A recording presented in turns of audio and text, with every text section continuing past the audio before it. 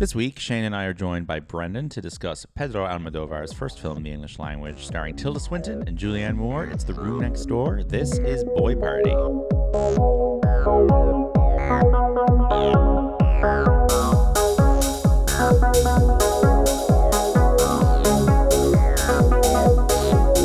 We feel like notorious criminals because of all the things we can buy on the dark web. Everybody, this is Boy Party. My name is Lucian, and I'm joined by an old friend who would accompany me to the end of my life under strange circumstances in a giant Airbnb and definitely not take my pills, my precious pills. It's Shane. Welcome to the show.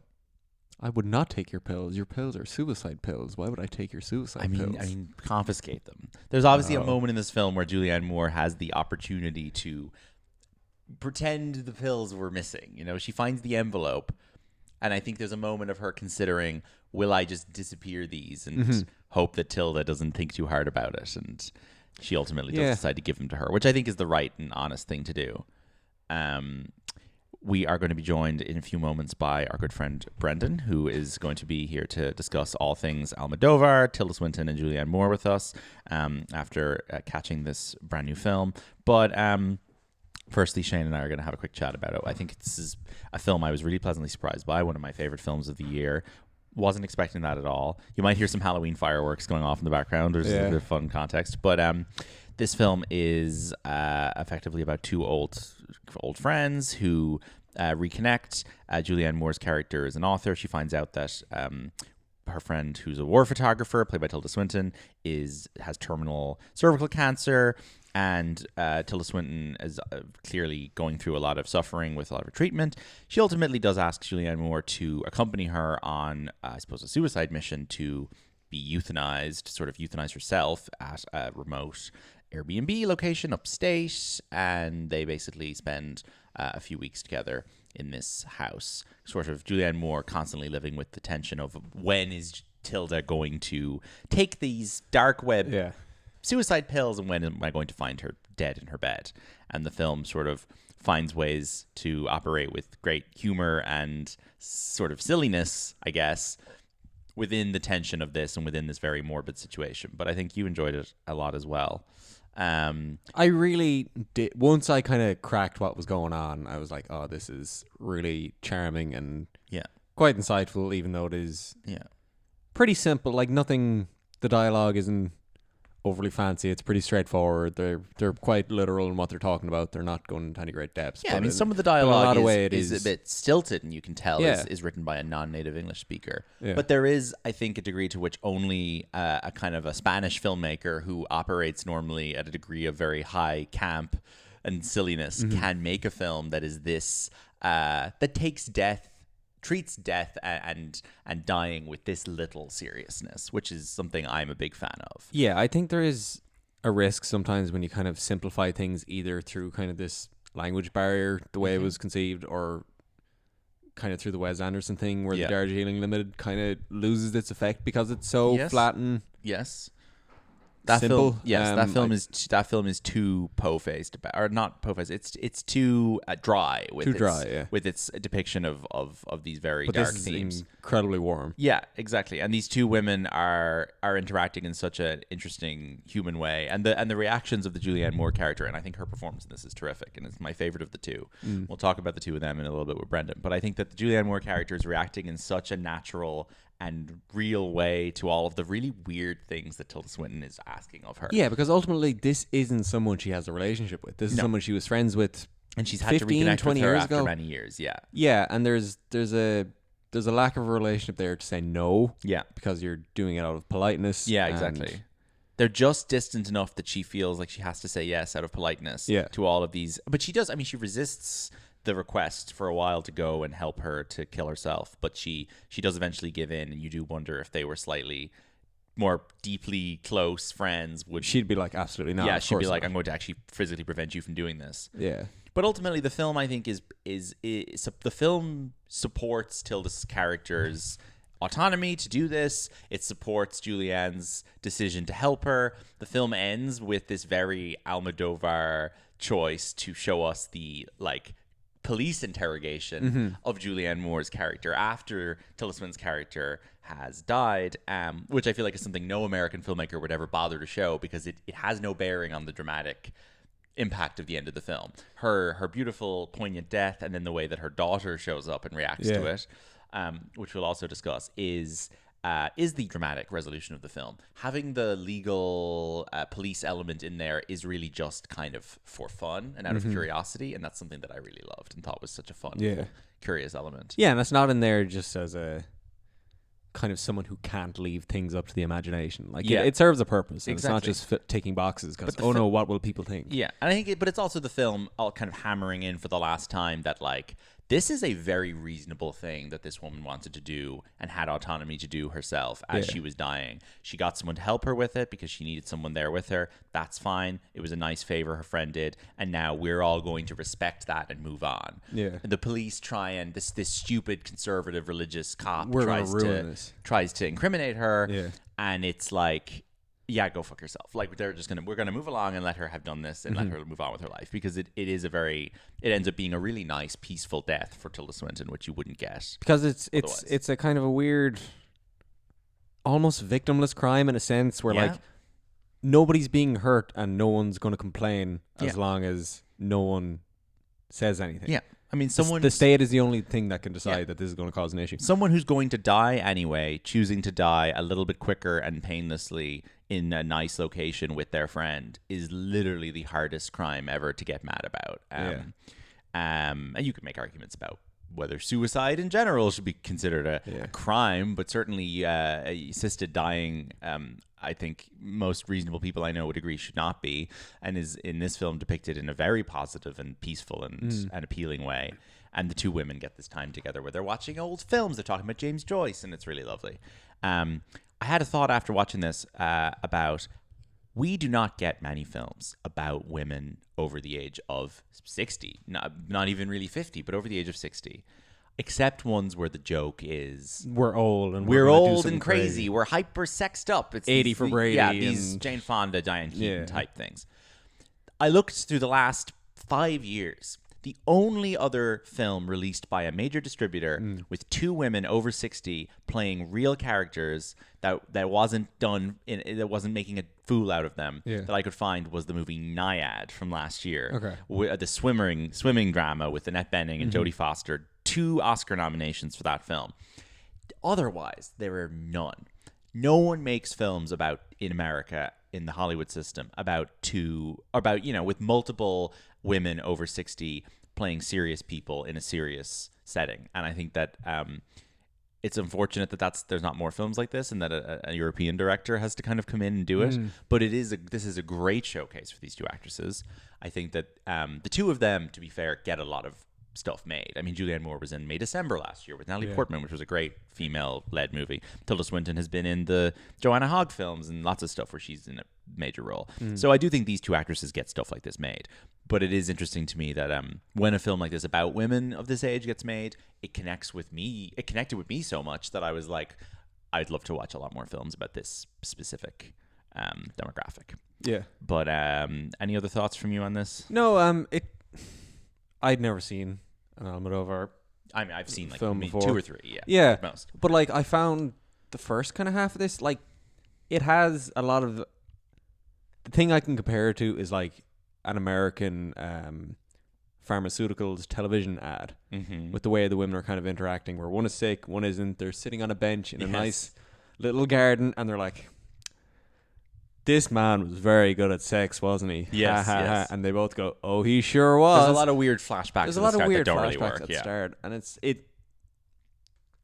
I thought that was like, oh, this is a failure of kind of language translation here, but it wasn't at all, because it completely settles into itself without changing what it's doing. And I think the film is trying to let you know a little bit that Tilda Swinton's character is a bit of a self-mythologizing sort, absolutely. Who is trying to turn her life and her death into a grand narrative. Yeah. And that starts to become a little exhausting after a while. It does, but it also like takes away some of the sadness and the severity of the whole thing, where there is a bit of enjoyment and kind of pride being taken in what's going on. Oh yeah, and she gets to die. And like, and as well, and she books the fancy house for a month, and she's like, I could do it any day. Yeah, I yeah, could do it at the end, I could do it at the beginning, and it's like it's a fun. surprise. It's a little game, a little Yeah, bit, but it's fun. And we're delighted to have Brendan back on the show, third time guest. Welcome back to the show, Brendan. Lovely to be here again. Thank you for having me. So I'm interested. First of all, you're a big Almodovar head. I am unfortunately very behind in my number of films of his that I've seen. But I'm interested in your kind of initial take when you saw this film to him working in the English language space, and how his humor and his sensibility you think translated to an English screenplay and to these British and American actors. Because to me it seemed like a really, really good translation, and translation probably being too specific a word, but taking his humor and planting it in an American setting, I think this worked extremely well. What did you think? Yeah, I mean, I was really nervous kind of going into it because I do think his humor in particular is really Spanish, and because he writes all of his own scripts, usually I wasn't really sure how that was going to translate into an English version. And I mean, he's done a couple of shorts in English, but nothing like this before, so I was a bit like, let's see how it goes. But I was really pleasantly surprised. I think mainly because this film makes the smart choice to be a bit more like his dramas than his comedies. And I think that's a bit easier to adapt. And then like whatever comedy does exist in the film is very Almodovar in the sense of like it's just a very like absurd situation. Like there's nothing like ha ha really funny really happening on screen. It's just you're watching it and you're thinking this is so absurdly like stupid or bizarre that you kind of can't help but like chuckle a little bit about like how weird everything is. But yeah, I was pleasantly surprised. I mean, I think the dialogue is probably as good as it was going to be. I assume someone probably touched it up for him anyway, but it was nice. Yeah, it was fine. I was happy. I think the way that it deals with Tilda Swinton's character in a way that is not at all reverential to her as like this tragic figure. Like an American director would make this movie and you would just feel sorry for her the whole time, and the film would be so sad about the fact that she's dying, and that would be it.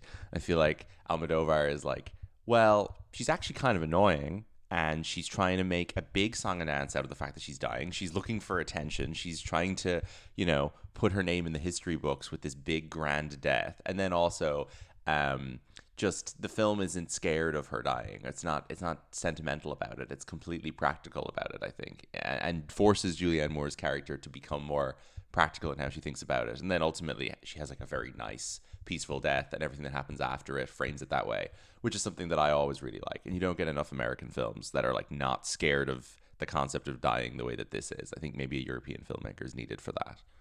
Yeah, I think that it is kind of quite entertaining to see just how Tilda Swinton like there's a kind of a fake out at one point where it seems like maybe she might have died, right?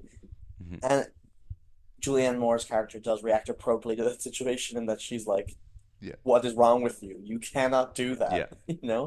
Mm-hmm. So I think the film was almost more sympathetic to Julianne Moore for being like, "Wow, this would be a Yeah. really hard thing to have to go through." Whereas I suppose like Yeah. if you do have your mind set on like I am going to die, I Mm-hmm. want to die, it's not really a tragedy in the same way, I don't think. Mm-hmm. Yeah, no, I think so. Like the most sympathy she gets within the film is in the first section where she's suffering because she's getting cancer treatment and she's clearly really unhappy. And it's when it pivots to her having agency again and controlling her own life and death that I think the film becomes funnier. And then you start to sympathize more with Julianne Moore because you're like, well, you've been pulled into this very farcical scenario. I found the first stretch of the film that struggled for me the most. I guess the flashbacks I thought were really odd. Then in hindsight, after it finished, I kind of thought, well, they worked now in hindsight as part of Tilda Swinton's character kind of trying to myth make around herself, and like the way that she's trying to go out in this big kind of moment of glory. She's also trying to push these narratives from throughout her life of like, oh my God, I was the war photographer and my husband or my father did this. And I feel like there's like a lot of her trying to make herself seem really, really interesting, which kind of explains why those stories are a little bit weird and forced. I think that's what they were supposed to be anyway. I mean, they didn't seem like natural flashbacks within the film. I don't understand why they'd be there otherwise, because they don't fit at all with the themes of the film. The actress who plays the young Tilda Swinton, Mm-hmm. I mean, it doesn't really matter because she's really barely in the film anyway. Yeah. But they really could not have picked someone who looked less like a young Tilda Swinton. I was like, this is the Yes. most generic looking woman ever, and Mm-hmm. Tilda Swinton both looked. Especially weird. Yeah, but weird because Tilda Swinton's daughter is a well-known actress and would probably have been very happy to be in this movie for 5 minutes. Yeah, you're right. I mean, she looks way too specific to be getting any random person to play her. Um, but I like the supporting performances in this film mostly. I think John Turturro is really fun. He's only in a few scenes, but I always love him. I think the scene with him and Julianne Moore going for lunch where he's going on about the how the world is ending and all this, which sounds a lot like me and how I talk to people. But then her response to him I found very good and correct. And, she says this line that I really like, which is like, there are many ways to live inside a tragedy or something. And she's talking about how she hasn't given up on hope just because of being around all of this mortality and dying. And I think it's very moving scene, and it works. And but it's not too sentimental. Nothing in this is like, it's dealing with the dying and the illness stuff in a super kind of one eyebrow raised kind of way, which I really liked, and I think is again a symptom of not having an American filmmaker. And then the fact, and I said this to Shane a minute ago, the fact that it takes this left turn after she dies into the interrogation by the police, like that's just definitely something only Almodovar would think is interesting to put in there. But it is really interesting, and people you do want to see how this affects Julianne Moore legally speaking and stuff, because she's been worrying about that the whole film. So there's no point seeing Tilda Swinton's death as the natural conclusion to the film if it's not. You can keep going after that. Yeah, I think that's a nice kind of scene to just include because especially once it starts happening, you're like, oh, is this now going to be like a legal drama? Like, where are we going for Yeah, this? And yeah. it's like, no, this is a one scene as well that's kind of isolated. And it's also weird because later on, when her lawyer finally arrives, we find out that that policeman that was interrogating her was apparently like was a man of faith or something, right? Yeah, yeah, yeah. So I guess it's just more to bring in these kind of different attitudes that people Yeah. have towards ending your own life. And I guess, I mean, there's always just a part of it that's like, it is actually kind of insane when you frame a story this way, where it's like so clearly Tilda Swinton's choice to die, Mm-hmm. that you're like, God, how is that actually illegal? Like, how have we made it actually illegal for someone to be like, I want to die, I'm doing this. Yeah. God forbid anyone be around me at that moment in time, or else they'd be held Mm-hmm. legally liable for that. Yeah. I think the kind of satire in that scene as well is very much like a Spanish person's idea of what American cops and lawyers are like, which is really funny to see that he's just like, yeah, this would be the kind of aggressive level of interrogation you'd get in an American police station based on my experiences never having probably lived in the US. Like it is great. And it feels a little bit surreal, but in a good way that I enjoyed. What then are your thoughts on the big? So there's a big spoiler, folks. The big silly thing in the last 5 minutes where Tilda Swinton's daughter finally shows up to see where her mother died, and she walks in, and she is played by Tilda Swinton in very minor young person makeup and a wig that basically makes her just look like her Michael Clayton character. I thought it was hilarious, and I think it just about works without pulling me out of the movie. But I know a few people who have disagreed. I mean, for me, it definitely worked. I was thinking the whole film basically like, who is the daughter going to be? Because like I was like, they're Mm-hmm. very intentionally not showing Mm-hmm. us who the daughter is. So she's Yeah. going to show up at some point. She has to be someone. And Yeah. and I almost feel stupid for not thinking like, of course it's going to be Tilda Swinton because, I feel like in so many of her films, She loves pulling this shit. yeah, Yeah. she's playing two people. So when she did show up, it was like, ah, of course. Here's the secret second Tilda Swinton that we've been waiting for. I really liked it. I think it was done well. I think there's initially a laugh when she comes on screen, but then it stops being funny after a few seconds, and you just buy into it. and it's a good kind of callback even to the start of the film when Julianne Moore tells her like, your daughter, like she looks so much like you. Because it's like, of course she does. I don't know. I think it's a fun little gag, and like ultimately, she's not even really that important of a character, right? She's there for like another 5 to 10 minutes. I think gives a little bit more closure to Julianne Moore, and then that's kind of it about it. So if she, was Yeah. there for suddenly the next half an hour, 45 minutes, I could understand Yeah. if people were being more annoyed. But it's just kind of like a symbolic little thing, I think. Yeah, I agree. Now, you saw this in Spain. I saw this in Dublin. There was a good response in the crowd to the James Joyce element of it and the references to the dead and the way it ends on that kind of homage to the dead with the snow and all that. I thought that was lovely. I mean, that's like the one piece of Joyce that I do really like because the film is so good. The film of the dead, which I highly recommend to anyone. And I think it's nice that they pulled like, you know, anyway, any film where two people are sitting on a couch watching DVDs and one of them's ill or whatever, that shit's always going to get me. I love that stuff. So the fact that it ended on a reference to a film of a Joyce book, like that all worked very nicely. And I was like, great, this is lovely. And Irish people around me are all very happy. And we're all leaving now with a very positive opinion of this. It was interesting, yeah, to go like, well, as I was waiting to watch it, I assume a previous Mhm. screening had finished because suddenly Right. I saw like a large group of presumably gay men leaving the audience. And I was like, there can only be one film that they're Yeah, yeah. and the cinema was quite packed when I went to see it. I mean, I think usually people in Spain will go out to see Almodovar films, even if they don't. Yeah. Some people might not really like his films. Yeah. They are kind of event films here. And when the stuff came up about Joyce, it was interesting to see the subtitles. So I watched it in English with Spanish Hmm. subtitles, and they just translated like the dead as the Dubliners, Hmm. presumably because maybe that's what more people will be familiar with. It must have been published in, or yeah, unless The Dead was published under that name in Spain. I assume not. They probably just wanted people to recognize a Joyce book. Yeah. Yeah, but I was definitely like a bit confused because every time Mm. I kept seeing the word Dubliners on screen, and I was like, "That's not what they said. Why are they trying?" Yeah, that's stupid because those are completely different books.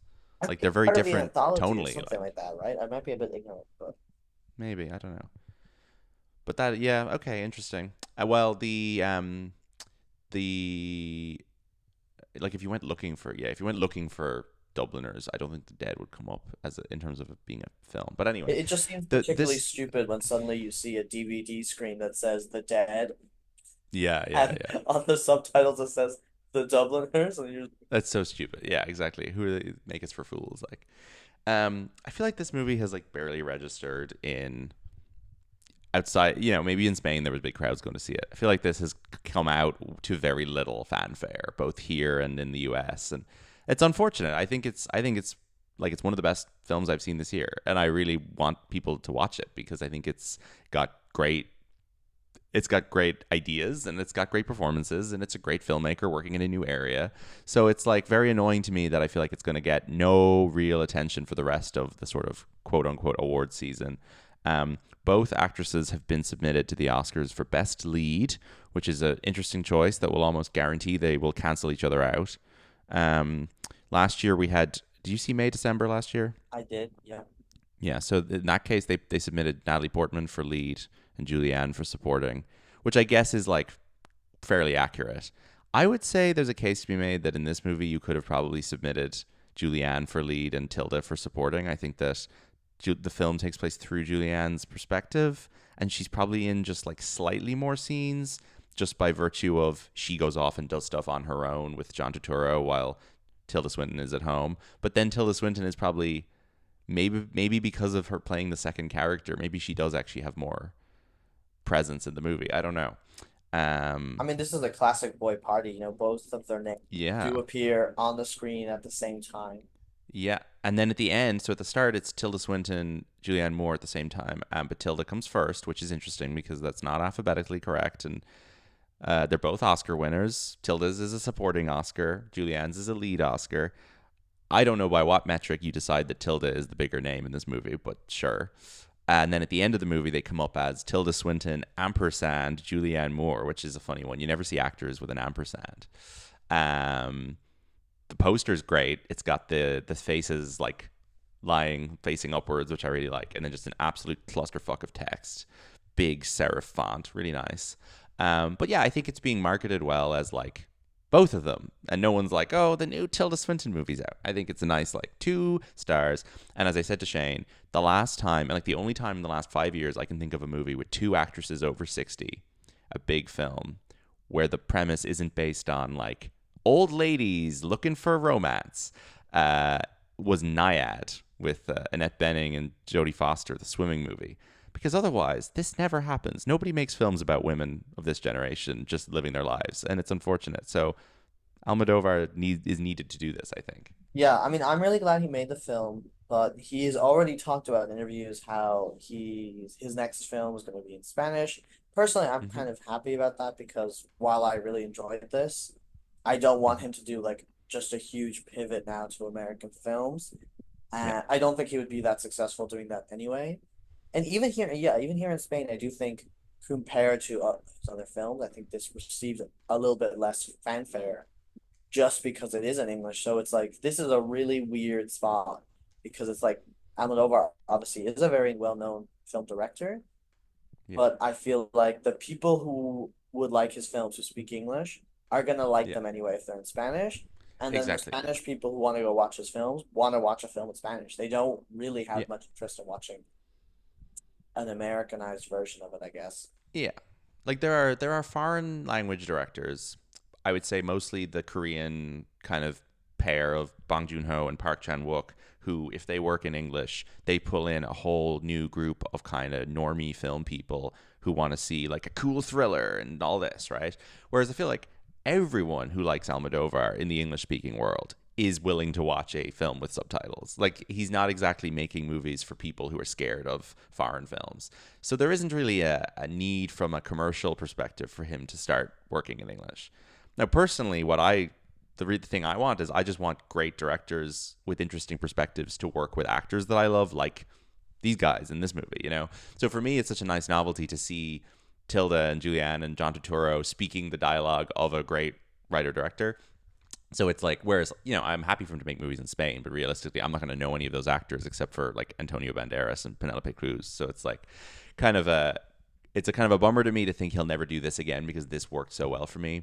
But then I'm like, maybe this movie would have needed to really, really splash for him to want to continue working in English. If this came out and everybody was going on about how great it was and it ends up winning a bunch of Oscars, I'm sure he would be more easily convinced to come back to America in a few years. But the fact that it's been kind of a muted response, I feel like he's like, well, why should I translate my script into English if they're not even going to go see it more than my Spanish movies, So I'm sure he's not mad, but like I wish he was doing better on his behalf, I suppose. Yeah, I agree with you though that it is nice to see him work with these people because I didn't actually know John Turturro was even in the film. So when he showed up, it was Mm, like, oh, of course he would be in an English Pedro yeah. Almodovar film. Like, He's the type of American actor Almodovar would see and be like, I want to work with that guy. The same as the two women. yeah. So like as soon as Julianne Moore, I think it was one of the opening scenes, like she's Mm-hmm. showing up in this big red trench coat. I was like, oh, okay, she was made to be in one of his films, right? Like her red Yeah, yeah. hair, the big trench coat. I was like, everything about this fits perfectly within his own like aesthetic.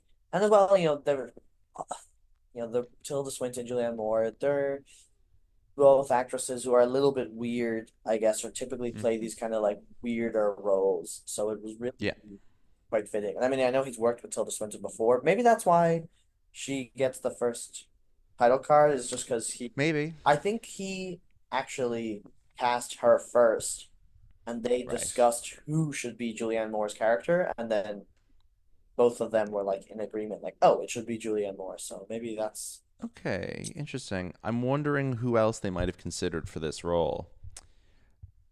I'd say maybe Annette Bening, types like that. Like who are the actresses in their 60s that gay men love, Well, I Glenn know he was Close, supposed to maybe make not. that Kate Blanchett film. Kate Blanchett, sure. Okay. Well, that would make sense. She would work in this role. I prefer Julianne Moore for this part. I like Kate Blanchett more in general as an actress, but I do think Kate Blanchett doesn't play these kind of like slightly twitchy, paranoid parts as well as Julianne Moore does. I think Kate Blanchett's better when she's playing like the most confident, cocky person in the world, like Yeah. um, when she plays, composers and actresses and stuff like that. I feel like this character is a writer and she's trying to, but Julianne Moore is so good in this film at reining in her worst instincts of hysteria. And kind of Julianne Moore has played so many women who are kind of having like mini, meltdowns and nervous breakdowns. Not to quote the Almodovar titles, but she's in a lot of films where I find her a bit grating, where she starts screaming halfway through the movie and she never really gets back down to ground level. I'd say May December suffered from a little bit of that. And in this, she is like so subdued and reined in, and she's like able to kind of keep a comforting aura for Tilda as she's dying the whole film without ever freaking out. And that's I think it's probably one of my favorite performances of hers I've ever seen, because I feel like she really just like latched onto all of her best, qualities and none of her worst instincts. Do you want to guess which of these two actresses has a higher box office gross throughout their career? I find this a bit difficult, but I have to guess it's Tilda Swinton, thanks to things like Narnia and presumably like things like Okja have made a lot of money. Now, And one moment actually, because Tilda Swinton is in Avengers Endgame. So yes. unfortunately, Yeah. Tilda Swinton is higher, but I feel like that is on such a technical error, like technicality. Tilda Swinton is in Avengers Endgame for what, 35, 40 seconds, like similar to Robert Redford. She's just a not massive like it's a cameo. Robert Redford level cameo. I think she's in it just as much as Robert Redford is. No, she has a little bit more dialogue. She Does she? Okay. Conversation with the Hulk about, I don't know, the Soul Stone or whatever. You've seen it more recently than I. Okay, fair enough. I honestly forgot about the Marvel for a minute there, so I was surprised her number was higher. But you're right. Tilda Swinton, $6.5 billion. Julianne Moore, a very healthy $5.2 billion. That's a lot closer than I would have thought. I guess Julianne Moore is has a lot of like very Hunger Games. success. Oh, the Hunger Games. Oh, wow. Yeah. I completely forgot. Yeah. Well, I'll run through the biggest hits. So Tilda's in, obviously, Avengers Endgame. She's the Chronicles of Narnia, which I assume is what like most normie people know her from, which she's very well cast in. She's in Doctor Strange. She's in all three of the Narnia movies. Like technically, she's only in the second two in brief appearances. Doctor Strange, in which she plays a kind of a slightly deracialized version of a character that was meant to be an old Chinese guy. I in the think comics. they were like, how can we make this not be racially offensive? Oh, let's cast Tilda Swinton, and now she's like, I think they made her like some old Celtic woman or something. Yeah. I feel like you could have split the difference there and gotten. I know she shows up later on in Marvel, but you could have gotten like Michelle Yeoh to play that part, and nobody would have been pissed off, right? Yeah. Like just make it a woman, so take a bit of the stereotype of the old wise man. But anyway, she another one of her biggest hits is The Curious Case of Benjamin Button. I think we watched that together years ago, where she shows up as like the sexy lady in the hotel when Brad Pitt is at his like peak physical performance in the middle of the movie, and there needs to just be an ellipse where you're like, this is the moment in his life where he was at his most sexually powerful, and he met Tilda Swinton in a hotel, which is how we're going to demonstrate that to you. I think that's good casting. Yeah, I just don't care for that film. I think maybe I'd rewatch it, but I just don't. I like it. Shane watched it speaking of Kate Blanchett movies, Shane watched that on a plane recently and had a great time. I think that's a good plane film because it's like, it's weird and you're being brought on a journey by it, and then you land in your destination. She is in Vanilla Sky, which is a film I love, a terrible movie that I love, where she plays like creepy scientist lady who sells Tom Cruise his lucid dreaming technology. Of course, we've discussed Burn After Reading on this podcast, in which she's great. She's in Trainwreck. I don't remember her in this. You seen Trainwreck? Is that the Amy Schumer film? Yeah, she must play her boss. She must be like the editor of a magazine she works at or something. That sounds familiar, but that's also a very weird thing for her to be in. She doesn't do pure comedy. The comedy she does is Wes Anderson. Like she doesn't pop up in like comedies otherwise. Of course, she wins her Oscar for Michael Clayton, which is a brilliant performance, and she looks exactly like she does in Michael Clayton when she shows up at the daughter at the end of this. She's like dressed the same, her hair is the same. It's crazy.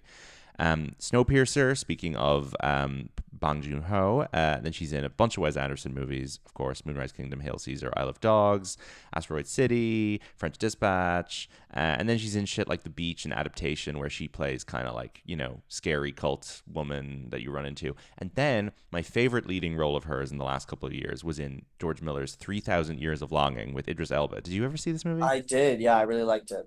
It's really good, and she's so well cast in it. And again, it's like a very rare movie that treats like a woman in her 60s like an actual like interesting protagonist that isn't just based on like she's too old for this shit, but she's gonna do it. Like that movie is like, yeah, this woman is like in her prime and looking for love, and she meets this genie, and he's the sexiest person you've ever seen. It's giant Idris Elba, and you're like traveling through history. Great, that's a great movie. That's a good boy party as well. I think the like interesting thing, I guess, about Tilda Swinton is like even since basically the 90s, she's always been playing these kind of very Mm-hmm. bizarre, kind of weird characters. You know, even like in Mm-hmm. Orlando or whatever. Like she's never gone Yeah, for yeah. very typical roles.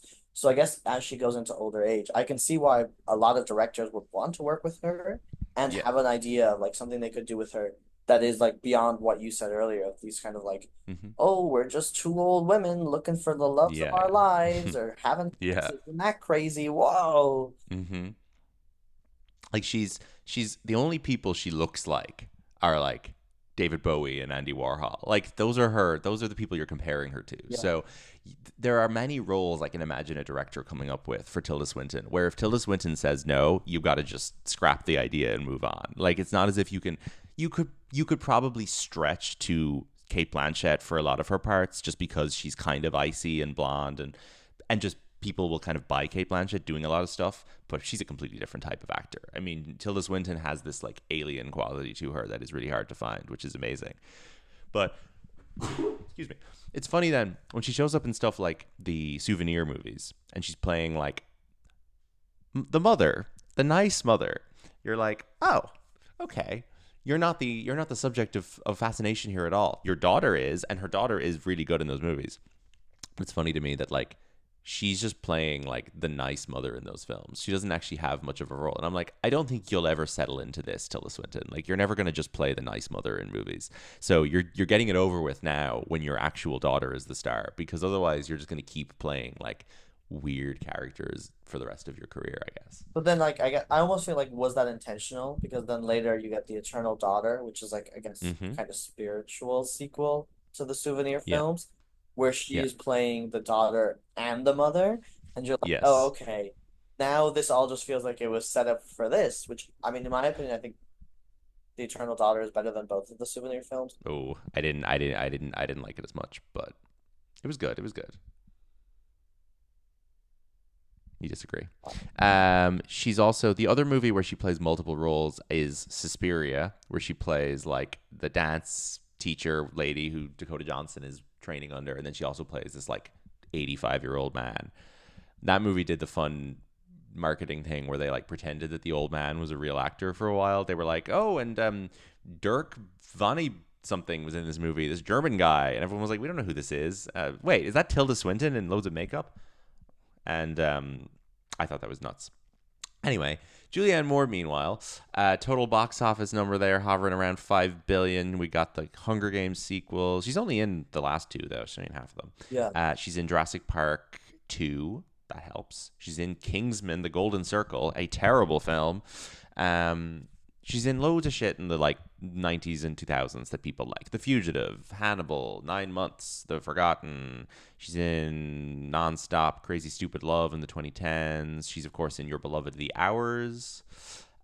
She's the worst performance in The Hours of the women. Like I mean, I'm not that's gonna the type of disagree with you there. yeah, that's the type of Julianne Moore shtick that I'm not into. Is when she's playing like woman who loves pills. This is what me and Shane always describe Julianne Moore. She's got this scene in Magnolia, which is one of my favorite movies, and she shows up to a pharmacy looking for her pills. And the scene is just her being like, basically being like, "I need my pills, please. You won't keep your pills from me." And I'm like, I cannot deal with someone whose whole thing is around desperately needing pills. And in the hours, I feel like that's a real pills performance. And you know, when Julianne Moore is able to rein in the pills thing, like in The Room Next Door, and she's not taking any pills, that's when I start to really appreciate what she has to offer as an actress. A movie in which she does take some pills is her Oscar-winning performance in Still Alice. Now, I haven't seen this movie in 10 years. I don't remember anything about it. You've seen it more recently. Did you think she deserved the Oscar for Still Alice?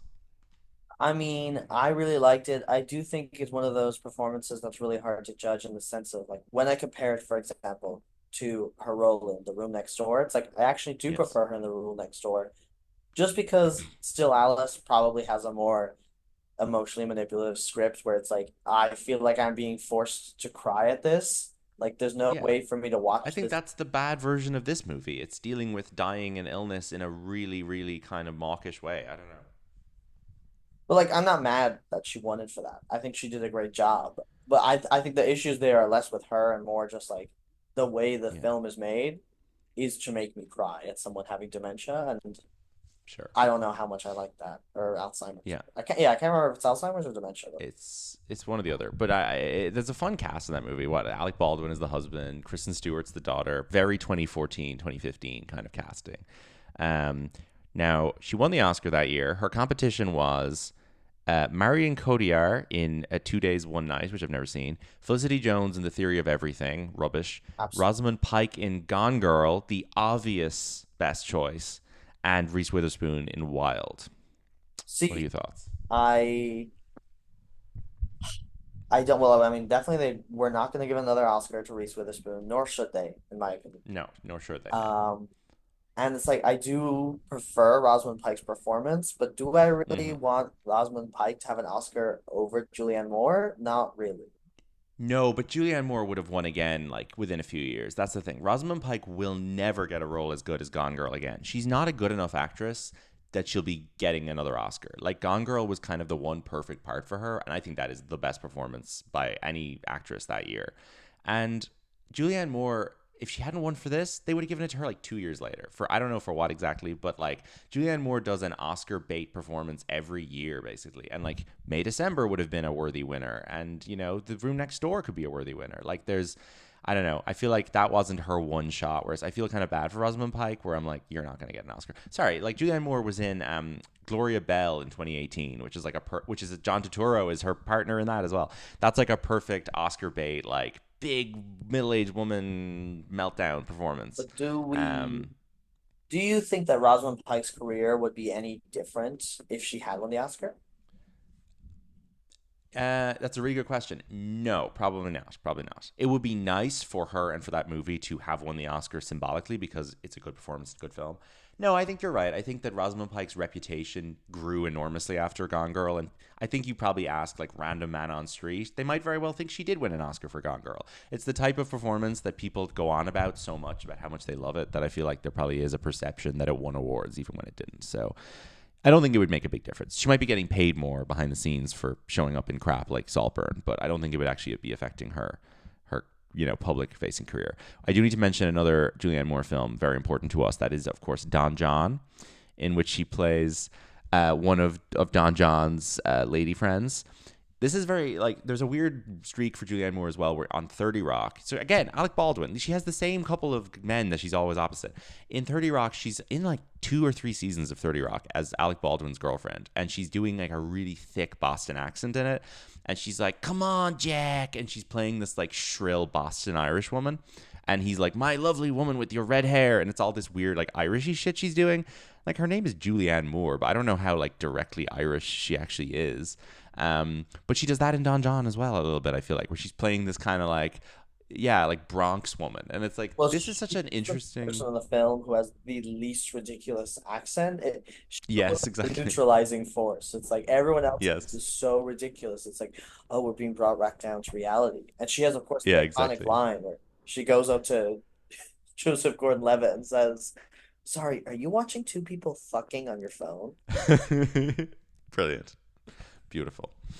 But she's it's funny that in some films she plays this like very austere character. Like in The Room Next Door, she's playing this successful author, and then she'll be playing like, you know, white trash, Irish white trash and other stuff. It's range. It's great.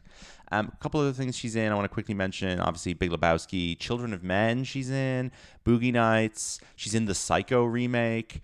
She's in The Kids Are All Right with where her and Annette Bening play the couple with the kids who are all right. I think that movie sucks. She's in a bunch of like Neil Jordan stuff, like Far From Heaven. Oh, sorry, that's Todd Haynes. But she's also in a bunch of Neil Jordan stuff. She's in A Single Man. She's in The Shipping News. And then she was in Dear Evan Hansen as Evan Hansen's mom. A terrible role for her to have taken. I feel bad for her. Yeah, loads of stuff. A good, healthy career for Julianne Moore, one of our great American actresses. Yeah, I think I've underappreciated her for a long time. But what? Sorry, she just has so many quotable lines. Because now I'm thinking of, well, no, that's not her actually. Sorry, The Kids Are All Right when Annette Bening tells Mark Ruffalo, I need advice from you, like I need a dick in my ass. Beautiful. That movie's really terrible. I like it. You like it? I think it's the most like Obama era Proposition 8 2010 version of gay life that you could possibly come up with, and I find that to be an upsetting reminder of what the world was like 15 years ago. Well, that's that. We love them both. They're both great, and they're in this great movie. So everybody watch The Room Next Door. I know you haven't. We caught you. Thank you, Brendan, for coming back on to discuss this movie. We'll have you on again very soon. Thank you. And yeah, please, if you are listening to this and you haven't watched the film for any strange reason that you're watching a podcast about this film otherwise, I would really recommend you to. And watch Pedro Almodovar's other films while you're at it. Now we're going to finish up with the credits game. So this is the cast list of the film from bottom to top. The cast list of a film starring one of the two actresses from Room Next Door. I'm going to read it from bottom to top according to Letterboxd, and we'll see if Shane can guess what the film is. I likely cannot. Will I give you the year? Yeah. 2001. 2001. Is this making... No, it's not. No. Mark Kozelek, James Murtaugh, Conan O'Brien, okay, Jeff Weiss, Mark Pinter, Carolyn Byrne, Ken Long, okay, number one boy, guy. Alicia Witt, Tim Hopper, not to be confused with Tom Hooper, W. Earl Brown, Cameron Watson, Armand Schultz, Johnny Galecki. Do you know who Johnny Galecki is? I don't. It's Leonard from Big Bang Theory. Oh. Ivana Milcevic, Una Hart, Shalom Harlow, Michael Shannon, Tilda Swinton, Timothy Spall. Have I heard of this? Yeah, absolutely. Yeah, okay. Timothy Spall. Spall. Keep going. Yeah. Noah Taylor, star of Shine. Okay. Jason Lee. Dave himself. What's Dave's surname? From Alvin and the Chipmunks? Dave Seville. Yeah, Dave Seville himself. Okay. Well, I keep going. 4 names left. This is a major motion picture. I talk about this all the time. 2001. Yeah, I talk about this movie all the time. This is like the most 2001 movie ever made. Well, sorry. Is Mr. Dave Seville the lead? No. There's 4 names left. Oh, there's 4 names left. Okay, sorry. The most 2001 movie made in 2001. Will I go through the last 4 names? Pre or post 9/11? It doesn't matter because Okay. it doesn't matter. All you need to know is it was made pre 9/11. Okay. It's the most made pre 9/11 movie they could ever conceive of. This movie came out December 2001. Does it take place in New York? It absolutely takes place in New York. It absolutely takes place in New York. Yeah. This is such a pre 9/11 New York movie. This is the last thing New York ever produced before 9/11 in so many ways. I've got 4 more names. Do you want them? Give me a... Is it a comedy? No, it's not a comedy. It's not a comedy. Okay, here's a fun thing I could do. Yeah. I'll give you some of the similar films according to Letterboxd. Okay. Yeah. Similar films. Eternal Sunshine of the Spotless Mind. Okay, so it's rom-com. Mulholland Drive. Oh. Inception. Donnie Darko. Those are all there. Oh, so have I seen it? No, I don't think you've seen it. No. I think I've seen it. I talk about it all the time, though. Vanilla Sky. Vanilla Sky is the correct answer. Yeah. Well done. The last 4 names were Kurt Russell, Cameron Diaz, Penelope Cruz, and Tom Cruise. Yeah. Vanilla Sky, one of the worst 4-star movies ever. A total banger. That just came to me. And Tilda Swinton's great. No. Thanks for tuning in to our Room Next Door episode. We'll be back next week with more Boy Party. Thanks to Brendan. Thanks to Shane. You should all check out this movie. It's going to be underseen this year, and it shouldn't be because it's really good. BoyPartyPod.com. Follow Boy Party Pod on Twitter and Instagram. Thanks for tuning in. Bye-bye. Bye-bye.